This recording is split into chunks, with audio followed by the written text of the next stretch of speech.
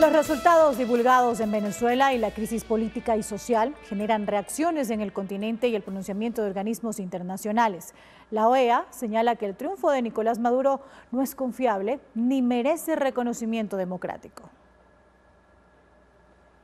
Aunque la reunión del Consejo Permanente de la Organización de Estados Americanos está prevista para este miércoles, desde la oficina del secretario general se emitió un informe que corresponde al Departamento de Cooperación y Observación Electoral. Es un documento de 23 páginas que señala que, en las circunstancias actuales, los resultados electorales no merecen confianza ni deben recibir reconocimiento democrático. Este informe identifica una estrategia coordinada para vulnerar la integridad del proceso electoral, buscando inclinar la balanza a favor del oficialismo, y detalla todas las inconsistencias e irregularidades que se presentaron durante el proceso. Se destaca además que las irregularidades técnicas y jurídicas que se evidenciaron en cada una de las fases del proceso electoral contravienen el acuerdo sobre la promoción de derechos políticos y garantías electorales que suscribieron el gobierno y la oposición en Barbados en octubre del 2023. El gobierno estadounidense también se pronunció, primero en un comunicado de la Casa Blanca, y horas más tarde el presidente Joe Biden confirmó que mantuvo una conversación telefónica con su homólogo de Brasil, Luis Inácio Lula da Silva, y agregó: coincidimos en la necesidad de que las autoridades electorales de Venezuela publiquen inmediatamente la información de los votos, de forma completa y transparente, con detalle incluso de urnas, y acordamos seguir en estrecha coordinación por este asunto.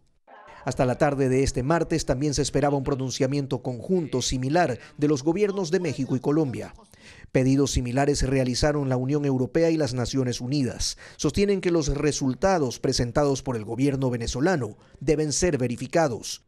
La expulsión de Venezuela de las misiones diplomáticas de 7 países que rechazaron los resultados electorales genera reacciones distintas. Perú, en correspondencia, dio 72 horas para que se retiren los diplomáticos venezolanos. Uruguay se ha limitado a calificar de injustificada y desproporcionada la medida. Chile, aunque rechaza la decisión, expuso que no actuará de la misma manera. Pero Maduro también tiene aliados. El Kremlin, por ejemplo, se pronunció nuevamente esta mañana, señalando que la oposición debe reconocer su derrota.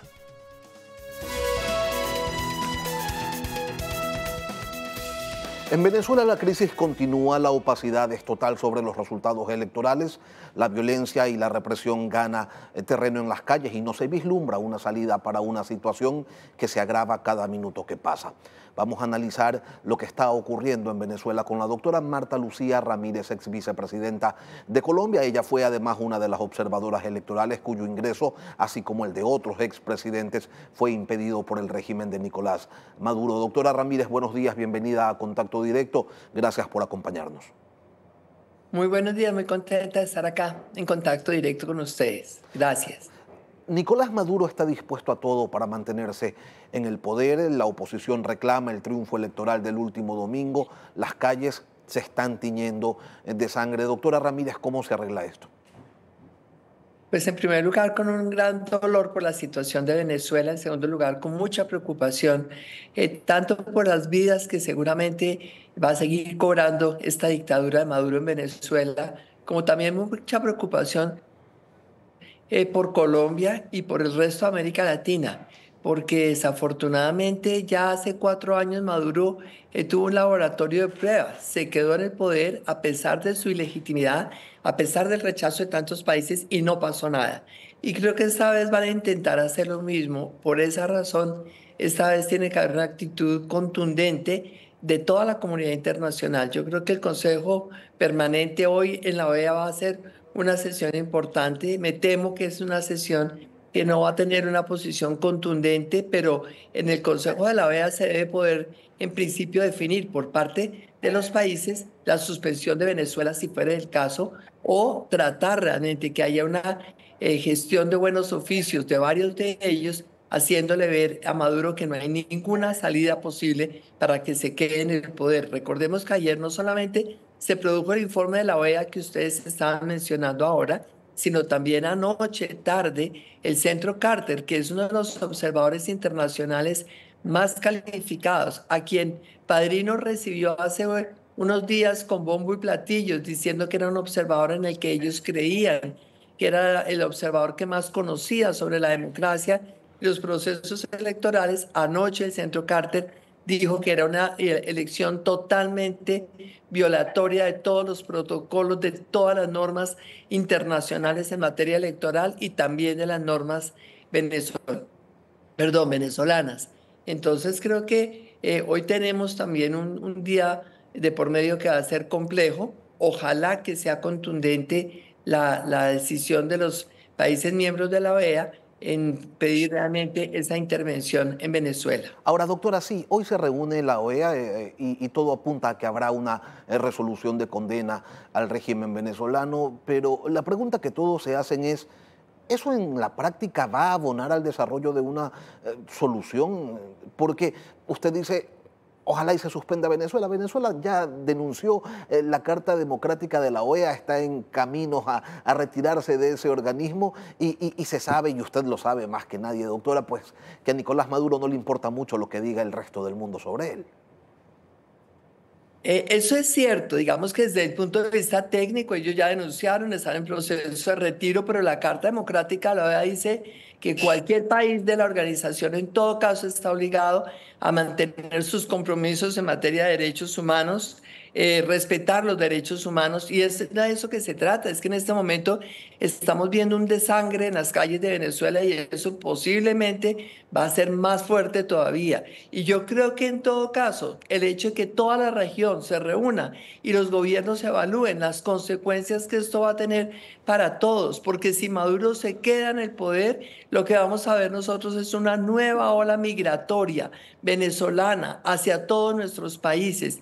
La pregunta es, ¿cuántos de nuestros países están en capacidad de absorber 300.000, 500.000, 1.000.000, 3 millones más de venezolanos? Ninguno, porque esto tiene unos costos altos y porque hoy la situación económica de toda América Latina es compleja. Entonces a todos realmente les resulta necesario en este momento intervenir con su voz y procurar por todos los medios que Maduro entienda que no es viable quedarse en el poder, en un poder usurpado otra vez hoy, como lo hizo hace 4 años. Y yo aprovecho para señalar la contundencia, la importancia también de la posición del presidente de Ecuador, del gobierno ecuatoriano, que ha servido también para que otros gobiernos asuman posiciones similares. Y muy bien, Maduro los expulsó de Venezuela, son 7 gobiernos, pero todo eso se tiene que analizar esta tarde porque la ruptura de relaciones, el aislacionismo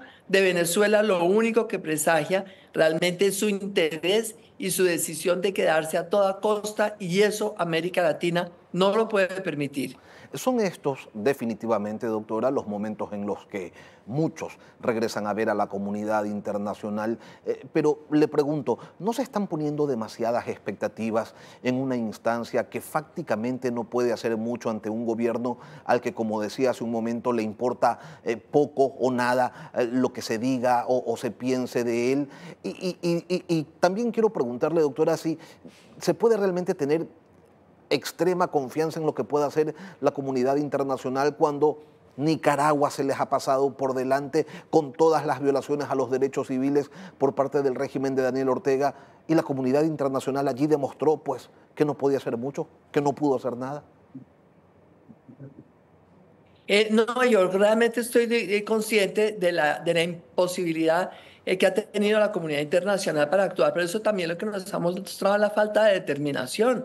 Y acá recuerdo cuántos criticaban a María Corina precisamente porque en la época del presidente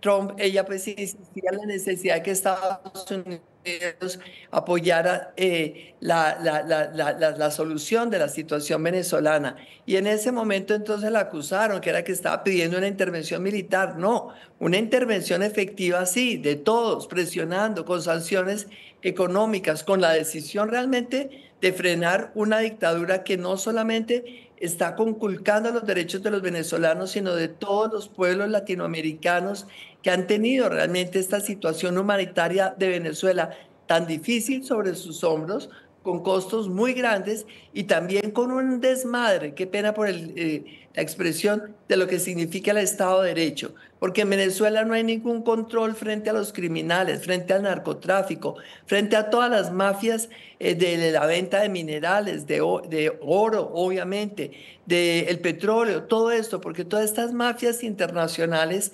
obviamente son un peligro para toda América Latina, porque es que de la mano de esas mafias está el tráfico de seres humanos, está el tráfico está realmente toda la criminalidad, el tráfico de armas, o sea, América Latina toda, pero especialmente Colombia, que está al lado de Venezuela, tiene hoy una gravísima situación de seguridad, un grave riesgo para la seguridad derivado también de la salida de tantos venezolanos totalmente descontrolada, no se sabe, porque en el pasado se había dicho que Maduro había liberado gente de las cárceles, pero no se sabe quiénes son los venezolanos que llegan. Uno quisiera acoger, apoyar a tantas familias venezolanas, pero de la mano de ellos también ha llegado el tren de Aragua y se han unido con todos los criminales de América Latina. Acá hay un riesgo de seguridad para todos nuestros países. Acá no se puede tener actitudes timoratas ni actitudes calculadoras, como lamentablemente siento yo que en algún momento tuvieron algunos países. Es inaceptable.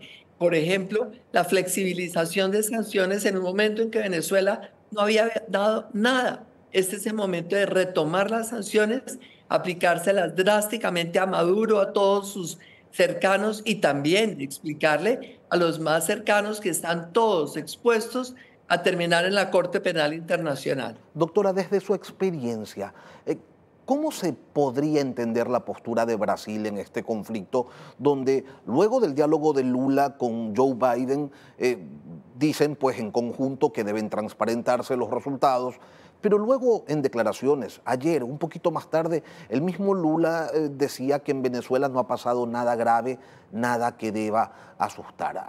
¿Usted encuentra una contradicción allí, ese cálculo al que hace referencia, o debemos identificar algo más?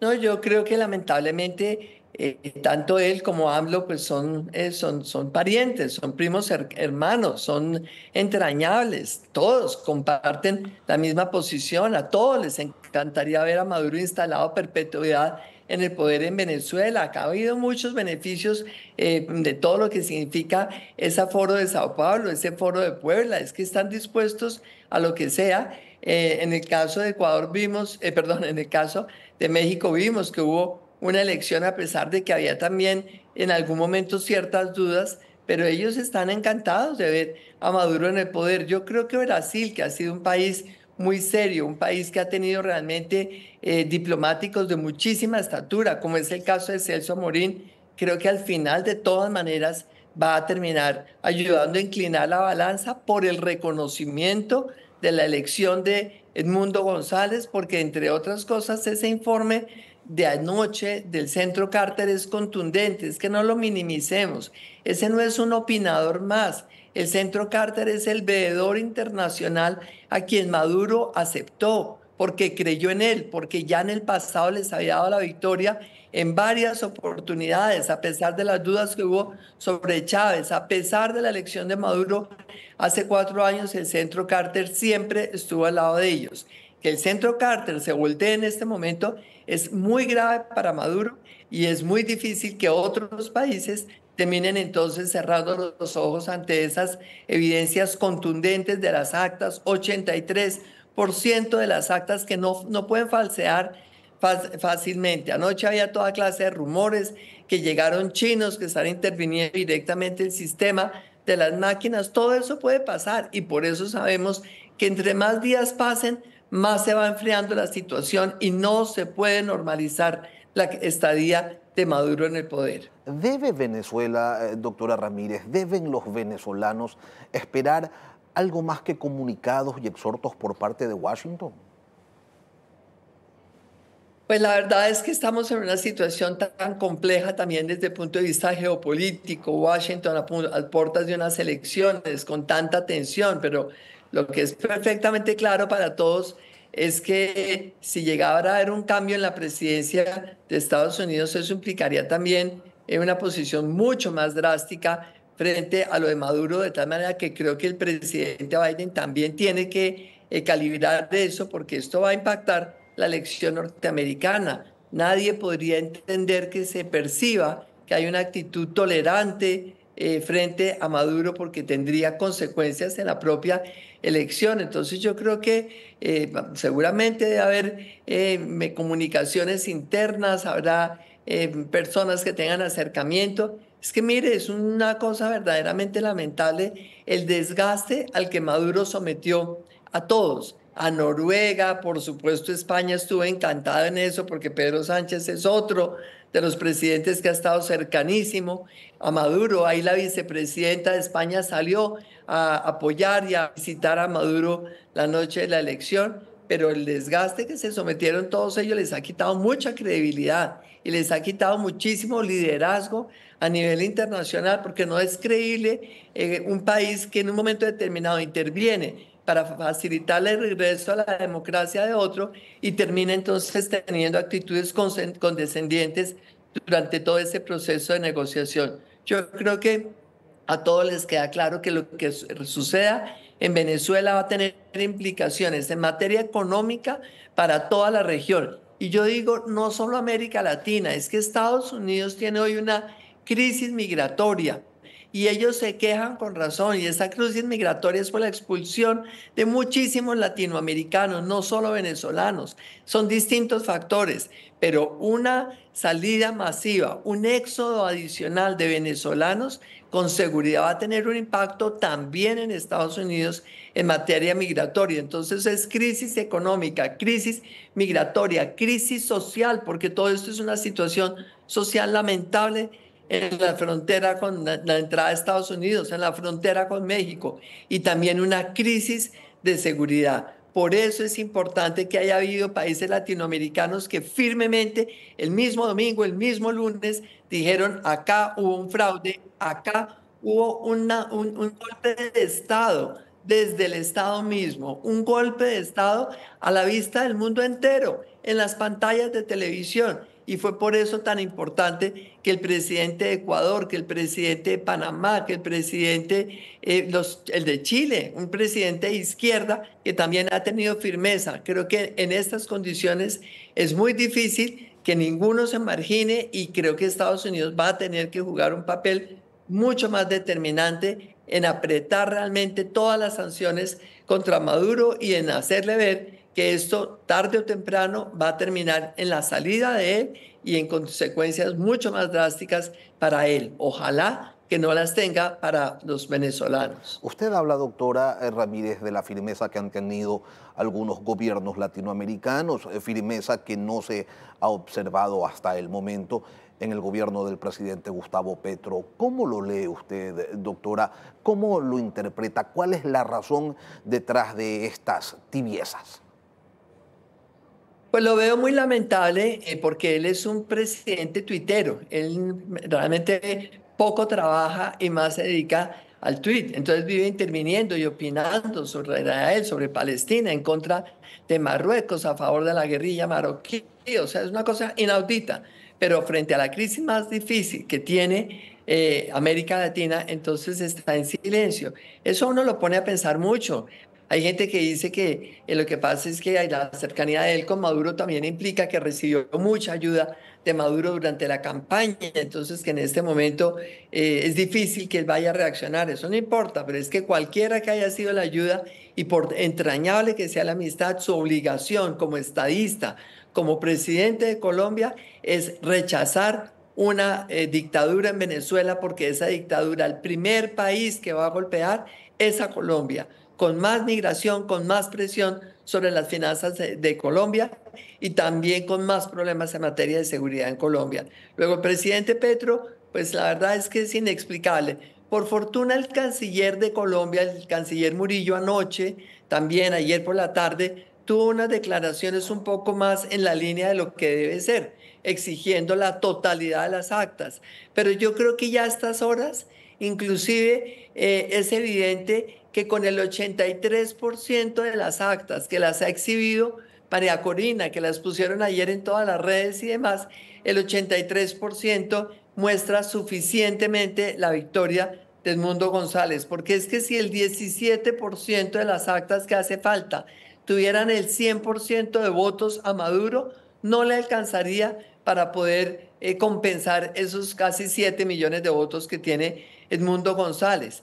Por eso es importante el día de hoy, porque es que hoy esto tiene que desatarse en buena manera, porque realmente se dice que si hay chinos interviniendo el sistema, esto es otra cosa también para pensarla. Si es cierto que hay una intervención de China abierta para falsear un sistema tecnológico y facilitar una dictadura en Venezuela, por Dios, ¿de qué estamos hablando nosotros? ¿Cuál puede ser el futuro de todas las democracias de América Latina que tienen acá tantos intereses económicos de China, tanta presencia de China? Yo creo que sobre esto también es importante pedirle al gobierno chino unas explicaciones y preguntar realmente si hay algún tipo de intervención de ellos como se estaba denunciando anoche. Ojalá que no sea así, porque esto pondría otro capítulo muy difícil de por medio para lo que va a ser la geopolítica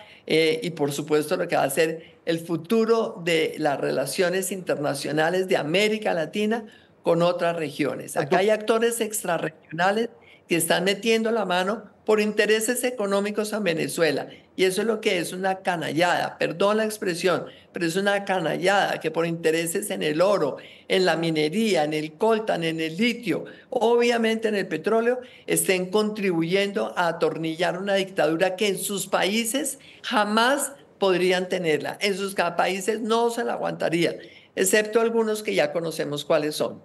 Doctora, permítame volver al rol que ha jugado el presidente Petro en medio de este conflicto. Cierto es que no ha rechazado abiertamente el robo del último domingo, pero es verdad también que no salió a sumarse a primera hora como hubiera ocurrido antes, a destacar y a aplaudir pues el supuesto triunfo de Nicolás Maduro. ¿Cuál es el cálculo que está operando entre los destacados socios del socialismo del siglo XXI que parecería que están tratando de poner cierta distancia? No, yo realmente no tengo una posición tan benigna porque es que uno no puede aplaudir por no haber hecho algo malo. Yo creo que uno debería aplaudir por actuar correctamente, y actuar correctamente el día domingo era decir: Colombia pide que se conozcan las actas de la votación. Es que, ¿cómo puede un consejo electoral declarar una victoria si no tiene las actas? ¿Cómo puede ese señor Amoroso salir a decirle al mundo entero que el presidente Nicolás Maduro, si ni siquiera fueron capaces de mostrar actas? Aún hoy, 4 días después, no hay ninguna actas que haya mostrado el gobierno de Maduro, ni tampoco el sistema electoral de Venezuela. Por eso es peligroso que sigan prefabricando las actas si eso es lo que están haciendo. Si lo que se dijo anoche es cierto, eso es muy peligroso, porque entonces eso le va a dar el pretexto a algunos amigotes de Maduro para decir: pero mire que ahí también hay actas de él. No tenía actas, no las tuve el domingo, no las tuve el lunes, que era cuando todos le han debido presionar para que mostrara las actas, empezando por el presidente de Colombia, porque como lo he dicho desde hace muchos años, la democracia de Venezuela y la paz de Colombia son dos caras de una misma moneda. Están íntimamente ligadas, compenetradas, se compromete la una con la otra. Si no hay democracia en Venezuela, jamás va a haber paz en Colombia. Y si no hay paz en Colombia, jamás va a haber bienestar en Ecuador ni en Panamá, porque seguimos entonces con toda esta situación del narcotráfico, de la criminalidad, saliendo por nuestras fronteras, afectando a Ecuador, afectando a Panamá. Por eso, para todos nosotros, la democracia de Venezuela es determinante, porque afecta a Colombia y porque Colombia también afecta al resto, nos está afectando a todos. Eso es lo que el presidente de Colombia tiene que tener claro, y es la razón por la cual el mismo domingo, a más tardar el lunes, ha debido exigir las actas, porque todo esto hubiera puesto más evidente que hubo un golpe de Estado desde el Estado venezolano. Y yo le quiero agradecer a Marta Lucía Ramírez, ex vicepresidenta, ex canciller de Colombia, por acompañarnos esta mañana aquí en Contacto Directo. Muchas gracias a ustedes, que estén muy bien. Gracias.